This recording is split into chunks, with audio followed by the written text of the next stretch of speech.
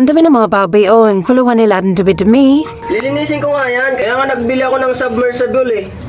Yan, submersible pump. Ngayong araw ay maaga pa lang dumating na itong submersible pump na in-order natin sa TikTok. Kaya naman agad ko na itong binuksan para magamit na. Dahil sumakto nga po mga boss ang pagdating nitong submersible pump dahil magpapaligo tayo ng ating mga alagang biik. Dahil 2 araw na rin na hindi nakaligo yung ating mga alagang biik dahil sa lamig ng panahon. Kaya naman sa araw na to dahil sobrang init, papaliguan natin sila. Kung inyo ngang napapansin mga madudumi na itong ating mga alagang biik, kaya papaliguan na natin sila ngayon. At sasamantalahin na rin natin ang ganda ng panahon ngayong araw. At dahil sinanay namin itong mga alaga naming biik na maligo sila araw-araw. At dahil nga sa 2 araw na lumipas na hindi namin sila napaliguan dahil sa lamig ng panahon, ay napansin namin na matamlay sila. Hindi kasi sila sanay na hindi sila napapaliguan sa araw-araw. Dahil nga maganda ang panahon at dumating na itong submersible natin, ay papaliguan na natin sila.